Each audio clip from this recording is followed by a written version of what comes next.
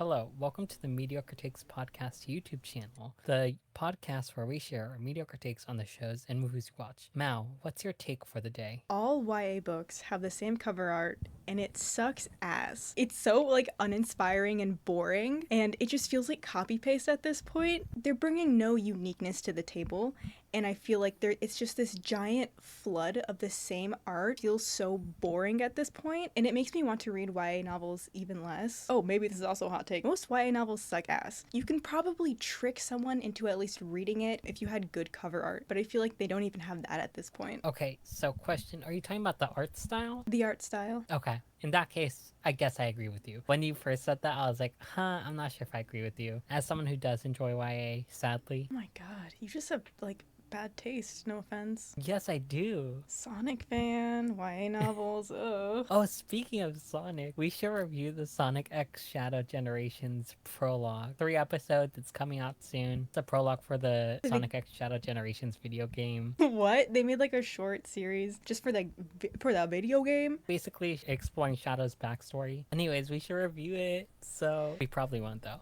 But, it'd be fun. I'll watch it and I'll tell you what I think. If this video gets 100 listens, I will watch Sonic X Shadow. Sonic X Shadow in what way? Okay, don't be disgusting. We all know that the only couple I like in the Sonic universe is Knuckles and Rouge. Today we're doing another one of our mediocre monthlies. This is a comic book club that we're doing on a monthly basis. And today we're talking about Superman Smashes the Klan. This takes place in the 1940s. Yeah, it's basically about Superman punching some Nazis. So let's get into it. So Superman Smashes the Klan follows Roberta moving away from Chinatown into the suburbs when the Ku Klux Klan attacks her and her family. With the help of Superman, they defeat the Ku Klux Klan. So I genuinely thought that Superman wouldn't be able to fly in this graphic novel, which I found to be a really strange choice until it became plot relevant. Also, apparently he originally wasn't able to fly, which I did not know about until I looked more into the original thing this comic is based off of, which I'll also get into later. So yeah, I was actually pretty surprised when he wasn't flying, and when they were talking about he can only jump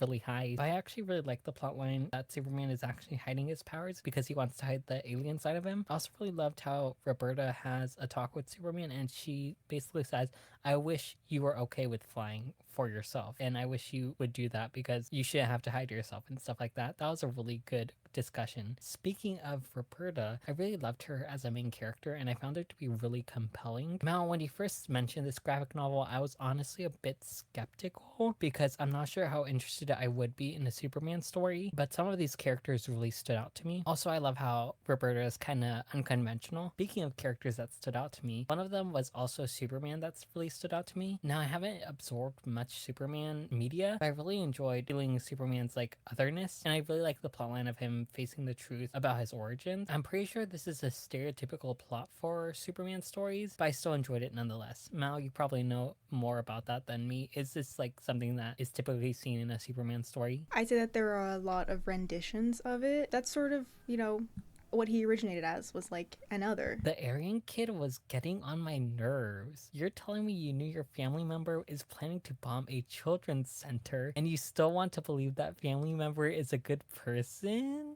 I know the author Jin Lin Yang did this to make the themes and narrative stronger, but in my opinion it weakens it, and he realized that his family member was too evil a bit too late. Mal, do you agree with me on this? Because I need you to agree with me on this. Oh yeah, 100%. The art in this comic was absolutely beautiful. It really popped out and I really loved it. Okay, so this graphic novel is actually based on an old radio show from the 40s to fight the Klan, which is really cool. Apparently someone infiltrated the Ku Klux Klan, sent basically the information he got from the Ku Klux Klan to this radio show, and because he thought that they could do something with it, and they ended up creating this radio show, which I find to be really cool. I feel like this comic was weirdly modern, which makes sense because this comic came out pretty recently, but I actually appreciate that this comic feels modern because I do not like reading old comics for some reason. The art style doesn't really stick with me when it comes to old comics. I find it weird how okay Tommy is with racist comments. He was giving very much pick-me energy, and he even makes a comment on Confucius, and then Roberta thinks he hasn't even read Confucius. I was like, literally, what the fuck,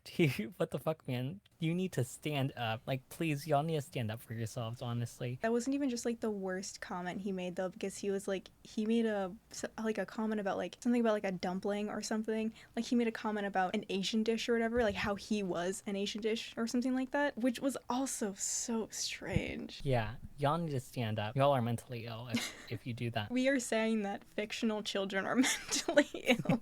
No, I said you're mentally ill if you do that. But Okay. I didn't say that child was specifically mentally ill. Okay, I found it really funny that the main Ku Klux Klan member was like, yeah, you're weird for actually believing that racist shit. I'm just here for power and money. Like, that was really bad, but it was also really hilarious. Okay, but what's so interesting about that is like it's true though, because when you look at big and popular figures in not only like these hate groups but also in, you know, like Republican groups and like mega churches, you see that like the reason they're saying these things and the reason that they like want to be in this position of power is for the money. I do 100% agree that to an extent they do believe in everything they're saying, but the reason they're so vocal about it and the reason they're like so seemingly so diehard about it is because they know that they can get vulnerable and just dumber and just ignorant people to not only listen to them but also open their pockets and give them their money. It did seem a little strange and a little anticlimactic, but it does make sense and it is exposing this portion. Yeah, and I really enjoyed that as well. When I really think about it, it kind of reminds me of POC conservatives. There are a lot of POC conservatives, especially when talking about online, who don't really believe the shit they're actually spewing, but they're doing it to get money. One time, I was listening to this like leftist YouTuber, and he mentioned, I think, a trans conservative girl named, I think, Blair White. In one of her videos, she basically said, I was talking to this other conservative guy, and he actually didn't believe anything that he was saying, and he admitted that to her, which I just find really fascinating. It's honestly kind of funny. I really do like the ending of Roberta where she tries to return the pen to Lois Lane that Lois Lane gifted her, and she says it has Lois Lane's initials on it, and then Lois says, oh, it's actually Roberta's real initials from her real name, Lon Chin Lee. And I like how in the last page after that scene, she starts calling herself by her real name. That was really full circle, and I really enjoyed that scene. Yes, and the other cool thing about that scene is the fact that the positioning of each of the characters in that last scene, because you have Superman flying above and then you have Lon Shin Lee running under him and they're wearing like the same color palette. Oh, really? Yeah. I did not notice that. I thought that was a very, very nice touch. Yeah, that is. Okay, one last thing. So I was looking up this comic on Goodreads so I could log it in because I like to log in my books on Goodreads. So I got curious and went to see if any other people that I follow on Goodreads reviewed this book. Apparently, this one reviewer I thought I could trust gave this comic 2 stars, and I was like, why did this reviewer give the comic 2 stars? And I checked the review, and the first line was literally like, this comic is woke. And I was like, no, I was rooting for you. Literally, why would you do that? So I can no longer follow this reviewer. You can't trust people on the internet. I know I can't trust people on the internet, but I fall for it every time. I do physical notes for these guys, by the way. I don't do physical notes for our other things, but for some reason I do physical notes for these. Yes, you can hear Mao's paper. Honestly, I can hear your paper sometimes in the videos after I finish editing them because you're talking while you're flipping through the pages. It adds character. Yes, it does, and I really do like it. Roberta's dad, he irritates me. And I understand wanting to fit in, especially during this time and like being a minority. And we need it for storyline purposes, but it irritates my cranium whenever he's like, speak in English, honey. Use our English names, honey. Let's just throw away anything that connects us to our heritage and buy American shit, honey. Like, literal KKK is burning a cross in our lawn. Use English, honey.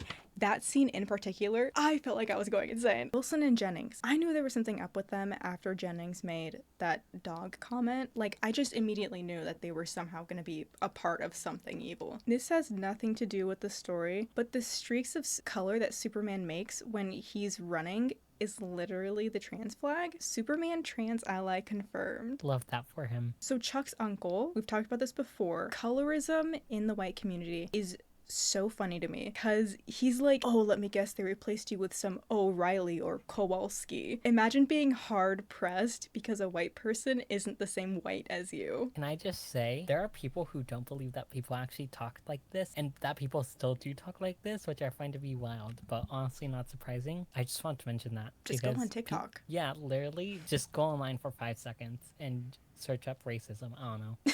Um, Go online and search up racism.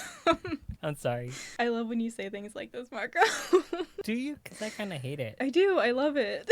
It gives me a good giggle. It also sounds so stupid at times. No, it's great, Marco. It's great. I don't really understand Chuck's reaction to finding out his uncle was a KKK member. To me, it doesn't make sense that he'd say all the stuff he said to Tommy and then be like, "What? But that the KKK is like full of bigots." That just didn't click in my brain because, you know, hot kettle.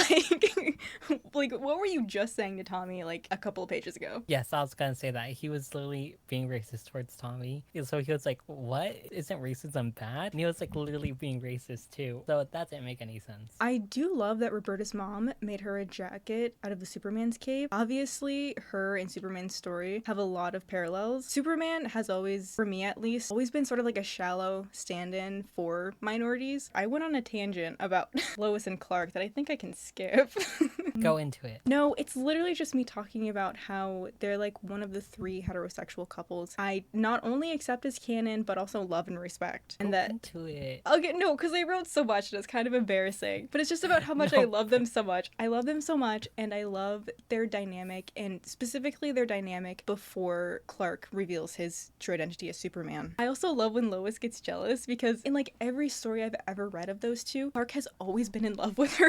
But then he'll like do something stupid and she'll be like, okay, so he doesn't love me and he actually hates me and he actually likes this other woman. Okay. And something about that is just so funny to me. I don't understand forgiveness. But in this specific situation where someone throws a bomb at your house, I don't understand how anyone could forgive you. Speaking of mentioning our last mediocre monthly, Nimona, Bowser got his arm like literally dismembered by Golden Loin. I don't understand forgiveness when it's come to stuff like that. And he It's so tried to kill wild. his daughter, his 100-year-old daughter.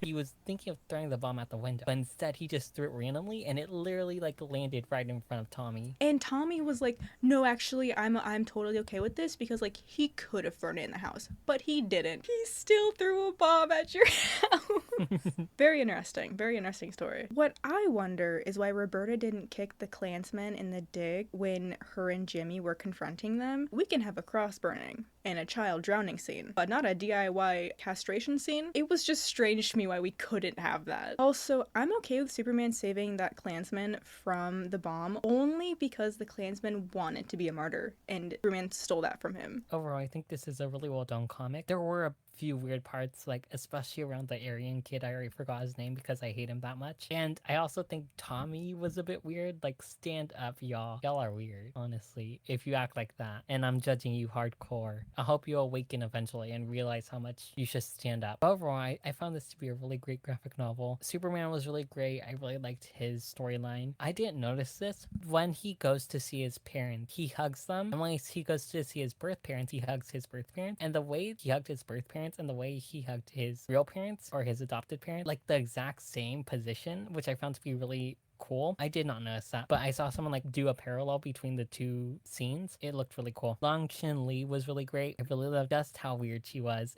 and I really liked how she vomited a bunch. This was such an interesting story, and given the topic, I think it was written well. I'm glad that a story that was originally written for a radio show got turned into a comic, especially since this story is still relevant today. Some of the characters I didn't like, but I absolutely loved the parallels between Superman and Roberta or Lanchin Lee. I don't know how I feel about the art, only because it's strange to have this kind of like soft art, I guess, used to portray the KKK. It feels a little weird. I just think the art looks nice, and it's strange to see something so horrible portrayed in nice art. Anyways, you guys, that's our thoughts on Superman Smashes the Klan. If you want to send it to the voice message on Spotify for podcasters, I'll be linking in the description to do so below. Also Instagram and Twitter at MidTakesPod, and that's everything. So, goodbye.